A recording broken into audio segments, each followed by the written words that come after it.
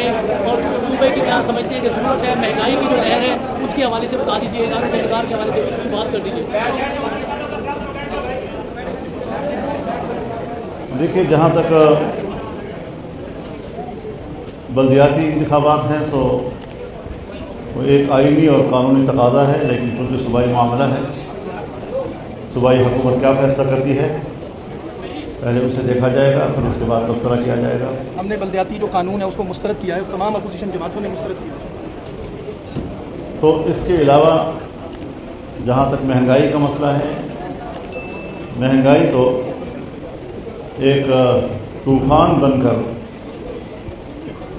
ہمارے اوپر بھی اور پوری دنیا میں بھی، خاص طور پر جو عالمی سطح پر کشیدگی کا ماحول پیدا ہوا ہے، اس نے پوری انسانیت کو اضطراب میں ڈال دیا ہے، اور صرف پاکستان نہیں بلکہ دنیا بھر میں بے چینی کی ایک کیفیت ہے، اور یہ امریکہ اپنے طاقت کے نشے میں اس قسم کے حالات پیدا کرتا ہے۔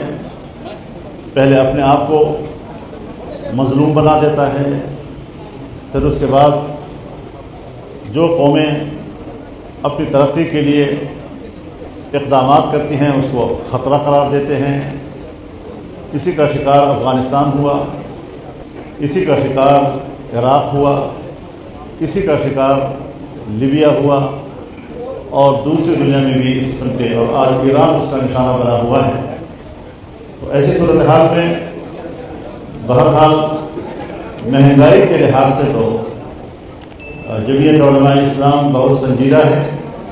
ہم نے جو پورے ملک میں مہنگائی کے خلاف مظاہروں کی کال دی تھی، وہ ہم نے کچھ معروضی حالات کے تحت مؤخر کی ہے، منسوخ نہیں کیا ہے، اور انشاءاللہ اس حوالے سے ضرور ہم عوام کے شانہ بشانہ ہیں، عوام کے اس حق کی ہم جنگ لڑیں گے۔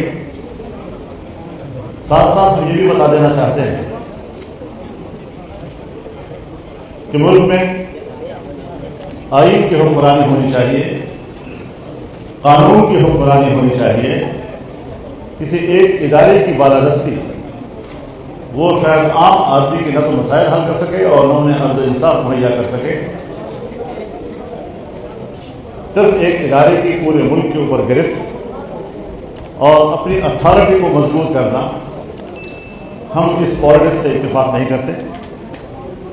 ہم کہتے ہیں کہ آئین جس کو سپریم کہتا ہے، پارلیمنٹ کی سپریمیسی ہو، سول سپریمیسی ہو، اس حوالے سے ہمیں قوم کو مضبوط کرنا چاہیے، عوام کو مضبوط کرنا چاہیے، اور جمعیت علماء اسلام انشاءاللہ عوام کو کبھی بھی تنہا نہیں چھوڑے گی۔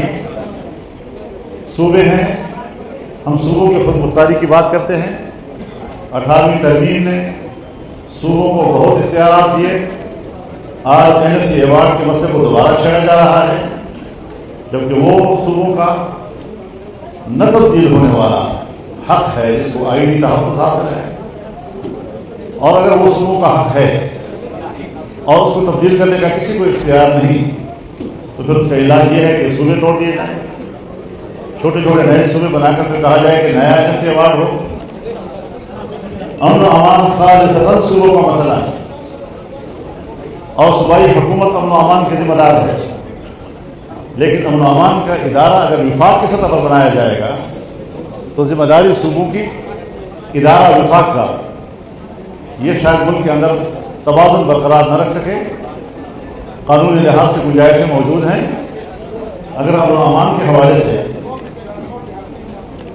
کوئی صوبہ محسوس کرے کہ اسے مدد کی ضرورت ہے تو وہ FC کو بلا سکتے ہیں، وہ رینجرز کو بلا سکتے ہیں، وہ فوج کو بلا سکتے ہیں۔